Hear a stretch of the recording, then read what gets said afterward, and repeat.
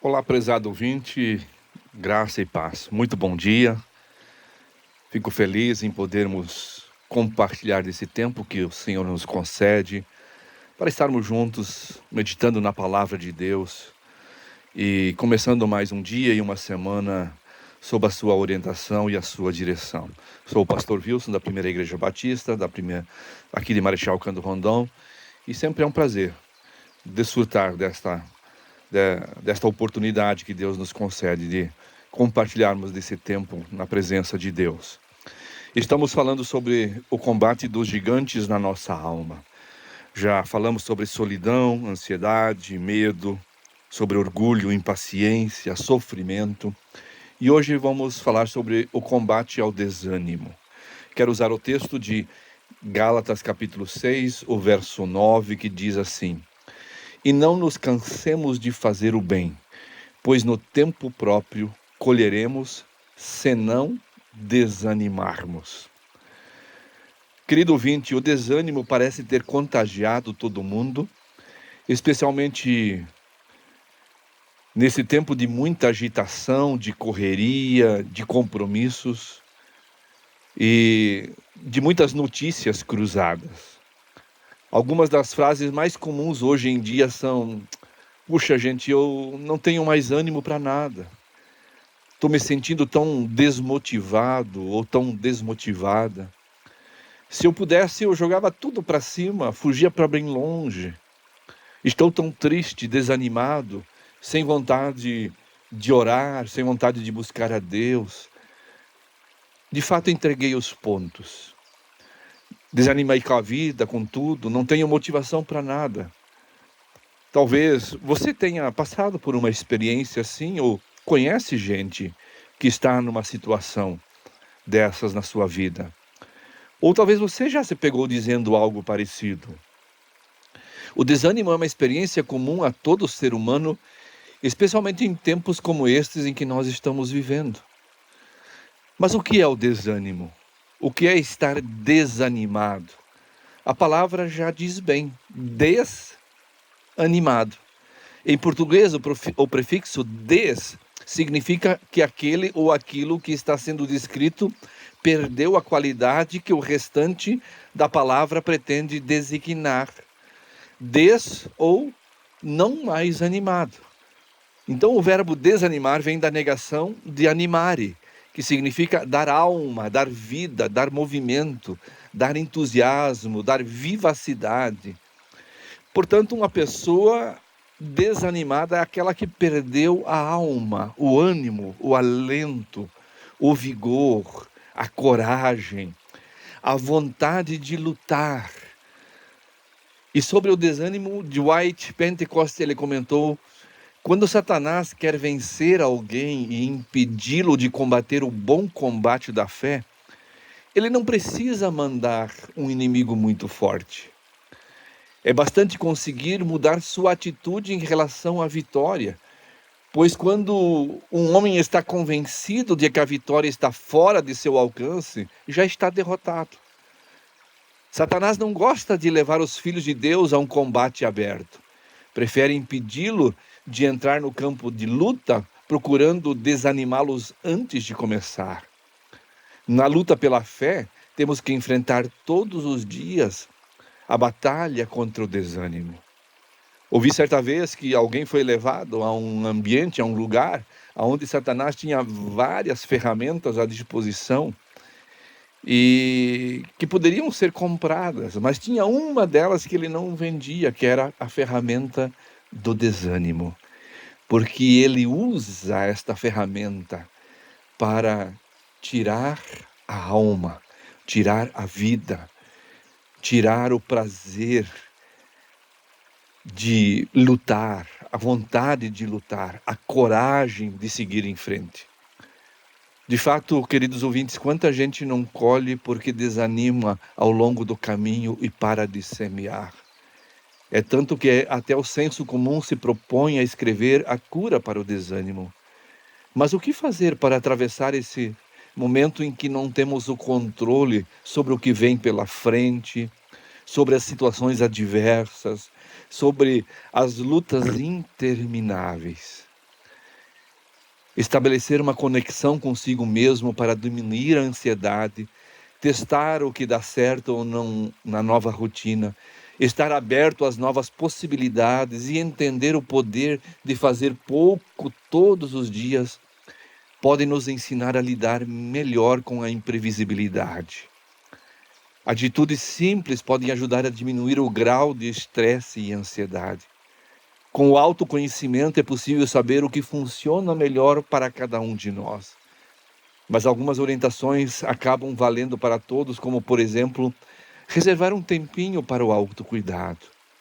Talvez a exposição ao sol, uma atividade física prazerosa, cuidados com a pele, talvez cuidado com o seu sono, enfim, são várias as coisas que nós devemos nos conhecer e praticar.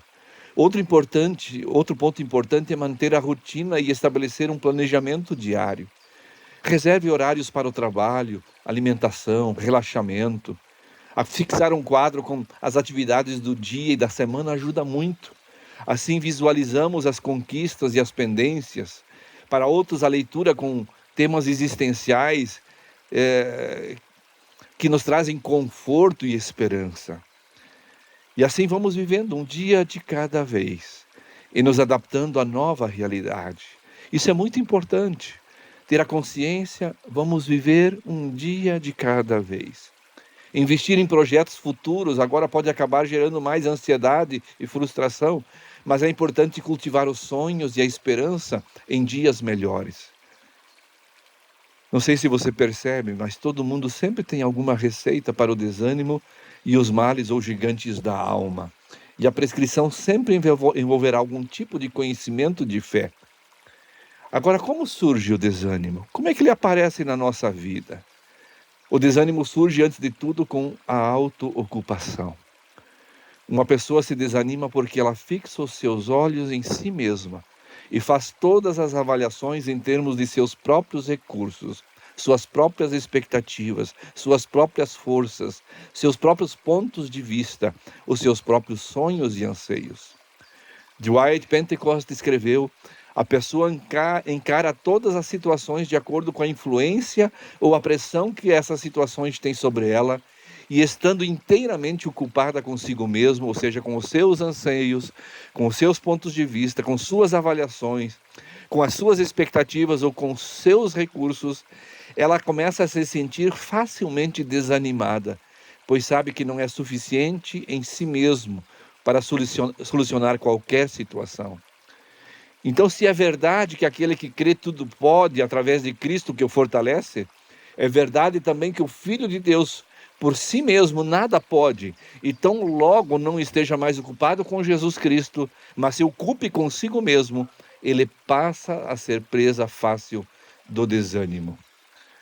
Há na Bíblia uma porção de exemplos de homens e de mulheres de fé que foram acossados pelo desânimo. 3 deles em especial cativam a minha atenção, pois num determinado momento seu estado de desânimo era tão grande que a solução exagerada por eles foi a morte. E olha que nós estamos falando de 3 homens grandes e impressionantes que fizeram uma grande diferença na história, que foi Moisés, Elias e Jonas. Moisés, desanimado, desabafou diante de Deus, dizendo em Números 11:15, se é assim que vais me tratar, mate-me agora mesmo. Se te agradas de mim, não me deixes ver a minha própria ruína. Elias, também estando desanimado, entregou os pontos. Em 1 Reis 19, 4 e 5 diz, Elias entrou no deserto caminhando um dia, chegou a um pé de giasta, sentou-se debaixo dele e orou, que era um pé de zimbro, pedindo a morte. Já tive o bastante, Senhor, tire a minha vida, não sou melhor do que os meus antepassados. Depois se deitou debaixo da árvore e dormiu. Jonas se desanimou tanto com a atitude de Deus, salvando os ninivitas e retirando o seu conforto pessoal, que exclamou no capítulo 4, verso 8, com isso ele desejou morrer e disse, para mim seria melhor morrer do que viver.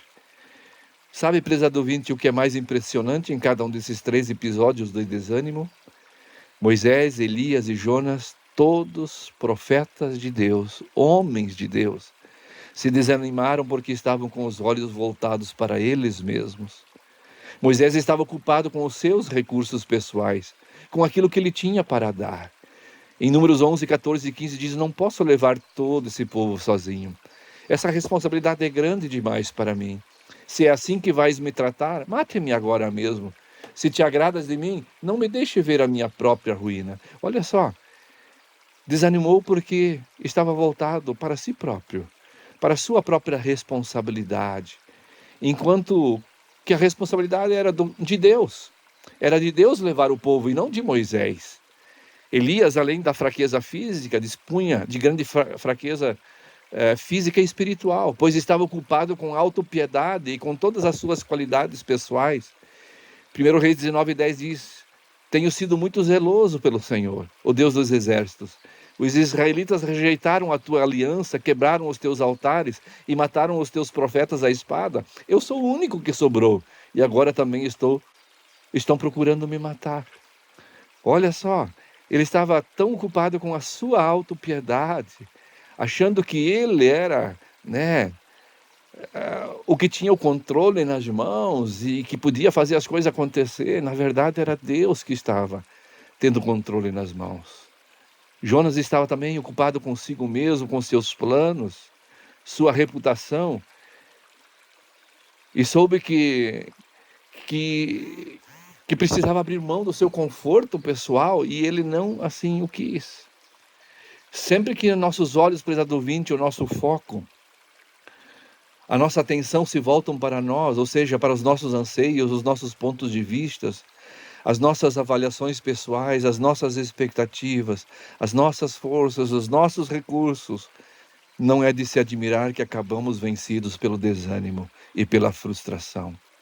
Alguns, depois de muito tentar, e outros nem chegam a tentar, deixamos de lado a armadura e a espada e procuramos um deserto ou uma caverna para nos esconder. Mas o grande desafio para nós é focalizarmos a nossa atenção em Cristo e obedecermos à exortação apostólica que diz o seguinte, em Hebreus 12:3. Pensem bem naquele que suportou tal oposição dos pecadores contra si mesmo, para que vocês não se cansem nem desanimem. Corre com segurança e em triunfo, sem o peso do desânimo, aqueles cujos olhos estão fixos em Jesus, pois sabem que as mãos de Deus o sustentam, que o Senhor cumpre os seus propósitos, que Deus de fato provê, dirige e realiza a sua vontade perfeita em nós e através de nós. Por isso, amado ouvinte, volte os seus olhos para Jesus, aquele que realmente tem todo o poder nas suas mãos. E é Ele que pode nos sustentar. É Ele que pode realmente nos dar as condições necessárias para levar uma vida vitoriosa e uma vida vencedora cada dia, através do seu agir em nosso coração. Que Deus abençoe esta palavra e que Deus possa nos animar, dar força, vigor, para continuarmos firmes nos propósitos de Deus. Que Deus nos abençoe. Amém.